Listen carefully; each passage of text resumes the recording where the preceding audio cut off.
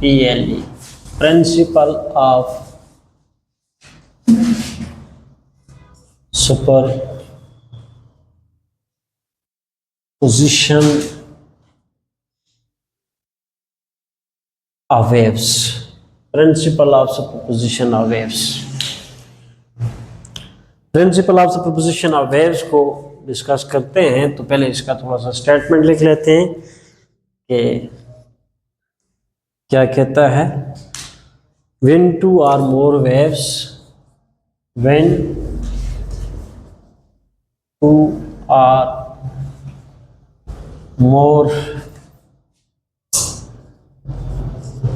waves passing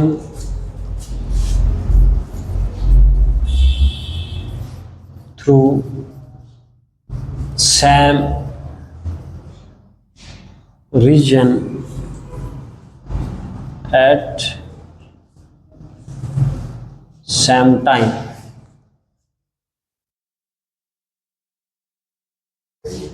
the total displacement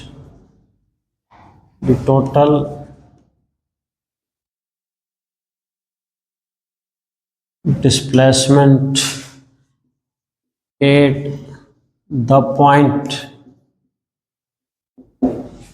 where they meet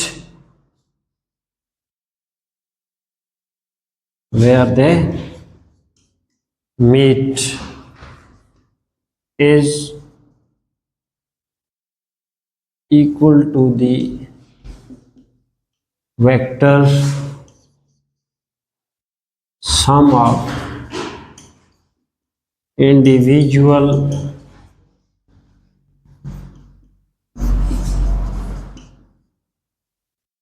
displacements due to each wave लिखो या pulse लिखो, समझाता हूं। At that point, this is principal of superposition of waves. और mathematically इसको ऐसे लिखा जा सकता है,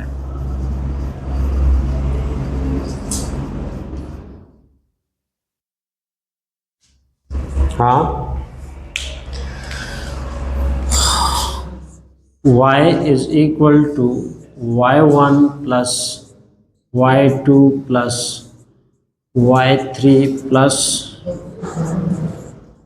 yn for n number of waves। पहले हम स्टेटमेंट को डिस्कस करते हैं, फिर आगे चलते हैं कि ये क्या कह रहे हैं।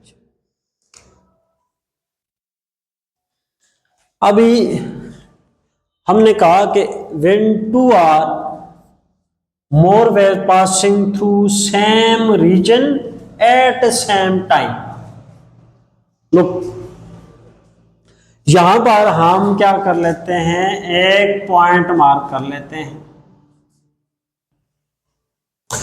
ये पॉइंट एक्चुअली किसी मीडियम का कोई सिंगल वन पार्टिकल है, कोई one of the particle of the medium. और वेव्स पीछे कहीं से सोर्स है जहां से वेव जनरेट हो रही है और वेव ट्रेवल कर रही है अलोंग दिस डायरेक्शन। दो वेव्स हम मान लेते हैं, एक वेव ट्रेवल करती हुई यहां पर पहुंचती है, दूसरी वेव आ रही है, वो भी इस डायरेक्शन में हम ले रहे हैं, ऐसे थोड़ा सा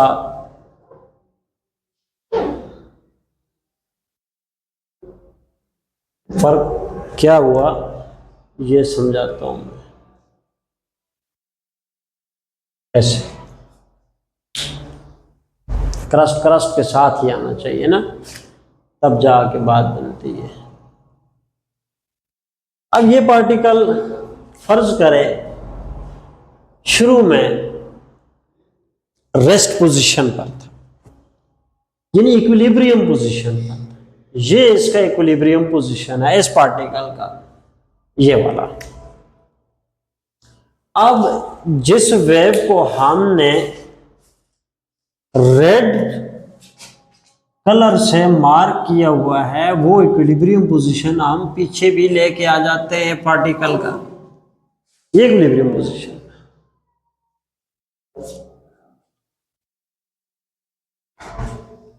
हाँ जी, ये थोड़ा सा इसको बराबर करके लाना पड़ेगा।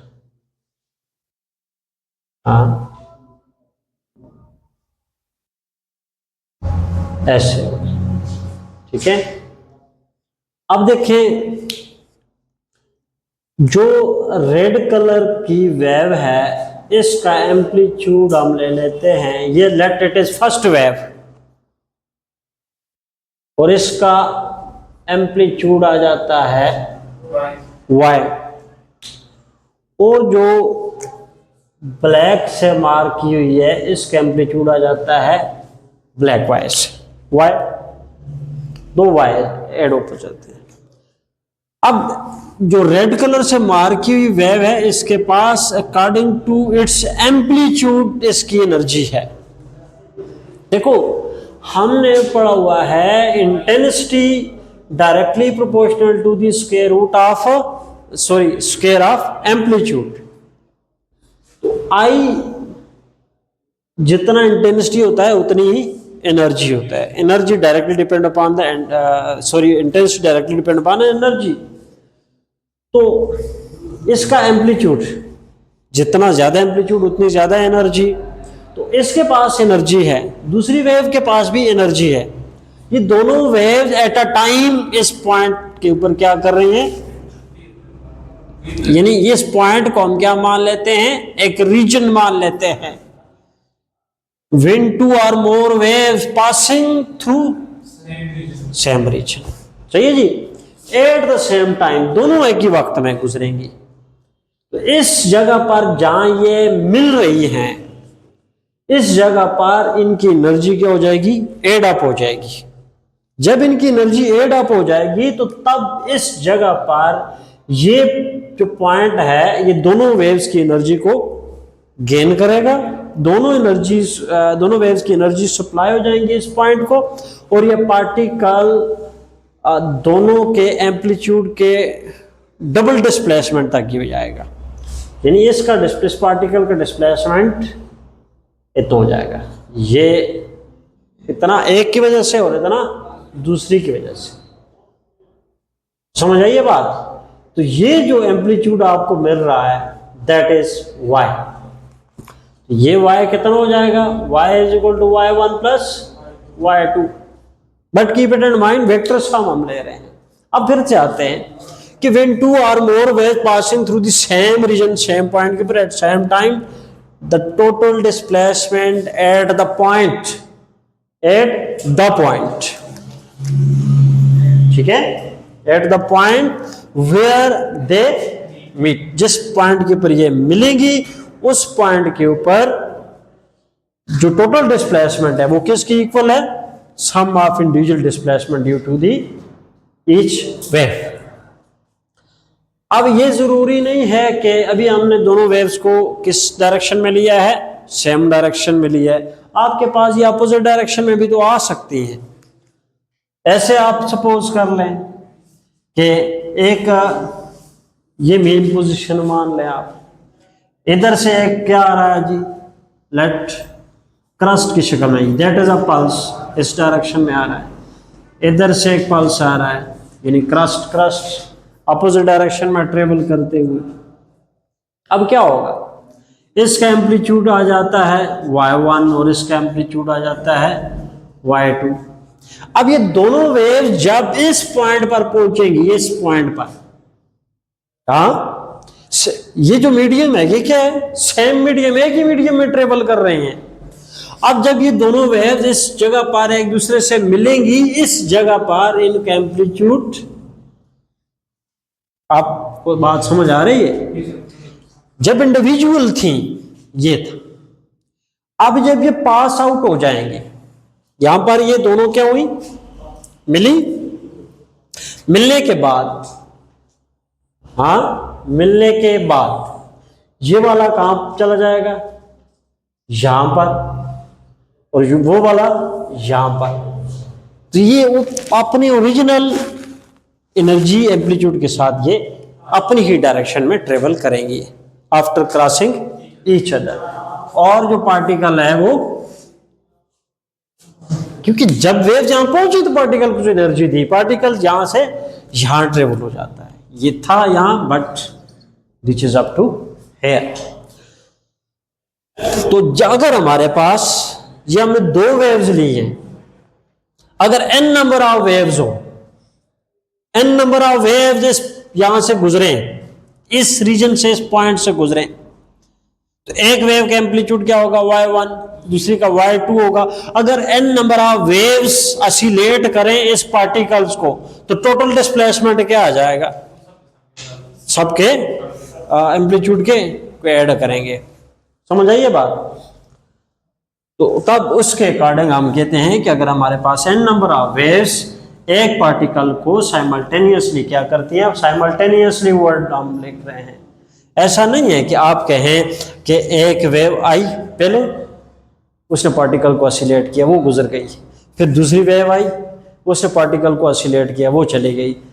इस तरह n number of waves 1 by 1 आई और उसको ऑसिलेट किया, तब ये बात नहीं है, याद रखिए। क्योंकि हम क्या कह रहे हैं, two or more waves passing through same region at same point, क्या हो रहा है, at the point where they meet. कि n नंबर ऑफ वेव्स जो सारी की सारी एक पॉइंट के ऊपर जब मिलेगी, इसका जो टोटल डिस्प्लेसमेंट है वो सबके डिस्प्लेसमेंट्स के सम के बराबर होगा, वेक्टर सम होगा। लेकिन याद रखिएगा, ये आप देखें इस डायग्राम को, ये थोड़ी सी क्लियर डायग्राम है, इसको अंडरस्टैंड करें। इसका जो एम्पलीट्यूड था वो पॉजिटिव डायरेक्शन में था, इसका एम्पलीट्यूड भी पॉजिटिव डायरेक्शन में था। अब मान लेते हैं कि इसका एम्पलीट्यूड आपके पास डिस्प्लेसमेंट की शक्ल है तो 5 सेंटीमीटर है, और इसका एम्पलीट्यूड भी 5 सेंटीमीटर है, तो इसका एम्पलीट्यूड आपको कितना मिलना चाहिए, फिर 10 सेंटीमीटर मिलना चाहिए। समझ आइए बात। अगर इसके बरअक्स हम कोई और फिगर लेते हैं, क्या करते हैं, ऐसे ले लेते हैं कि ये पॉइंट है, ये एक वेव है, पल्स की शक्ल में आ रही है, इसका एम्पलीट्यूड हम मान लेते हैं y1 जो कि 10 सेंटीमीटर है, और इधर से क्रस्ट की शक्ल में जा रहा है, चाहिए जी, और इसका एम्पलीट्यूड y2 है और इट इज 7 सेंटीमीटर। हाँ, तो जरा देखिए वेक्टर सम आप इसके ऊपर अप्लाई कर लें, y is equal to y1 minus y2 होगा। वेक्टर सम अप्लाई कर रहे हैं हम, वेक्टर लॉज इसके ऊपर अप्लाई हो रहे होंगे, क्योंकि ये देखिए पॉजिटिव डायरेक्शन में है और ये नेगेटिव डायरेक्शन में है, इसलिए आप इस वेक्टर लॉज अप्लाई करेंगे। तो y1 आपके पास 10 है और y2 कितना है, 7 है, तो पार्टिकल 3 सेंटीमीटर, ना इसके अकॉर्डिंग ना इसके अकॉर्डिंग, ठीक है। पार्टिकल की एम्पलीट्यूड ये होगा, ये रिजल्टेंट एम्पलीट्यूड कहलाएगा हमारा, ठीक है। तो ये वेक्टर सम आ जाता है एम्पलीट्यूड के लिए।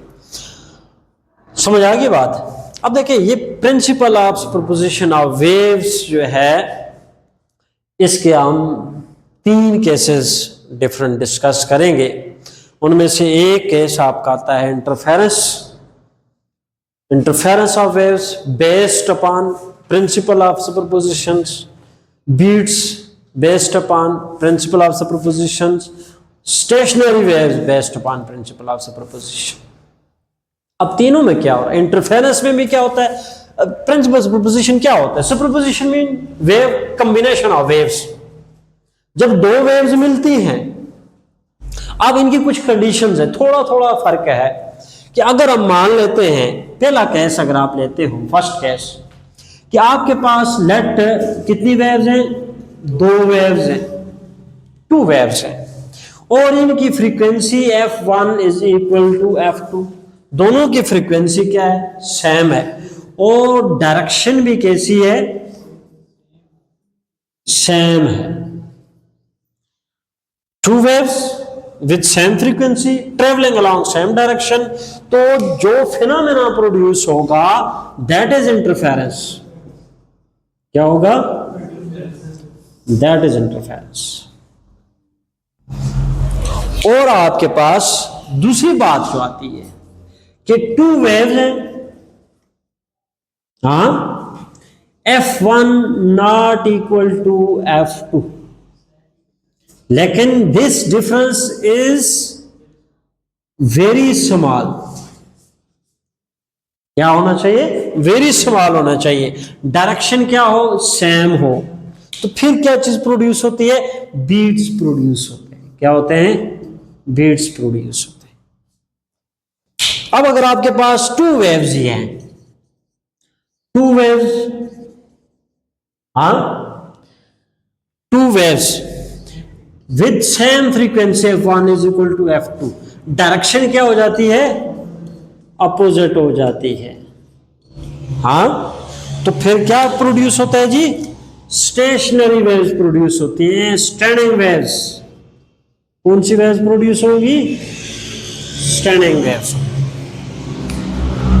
यानी हम ये कहेंगे, ऐसे कह सकते हैं, these are the three important results of superposition of waves. Waves के मिलने के तीन टाइप्स तरह के रिजल्ट होंगे। अगर वेव्स यूं मिले कि मिलने वाली वेव्स की फ्रीक्वेंसी भी सेम हो, डायरेक्शन भी सेम हो, तो वेव एक दूसरे को इंटरफेयर करेंगी, एंड जो फिनोमेना होगा दैट इज कॉल्ड इंटरफेरेंस। अगर यूं मिले कि उनकी फ्रीक्वेंसी भी स्लाइटली डिफरेंट हो, हाँ, डायरेक्शन सेम ही हो, बीट्स प्रोड्यूस होता है। और फ्रीक्वेंसी अगर सेम है, डायरेक्शन रिवर्स हो जाती है, तो फिर स्टैंडिंग वेव्स प्रोड्यूस होती है। तो इंशाल्लाह हम वन बाय वन इनको आगे डिस्कस करेंगे, ठीक है, जिसमें फेज डिफरेंस वगैरह ये वो सब कुछ साथ साथ चलता रहेगा।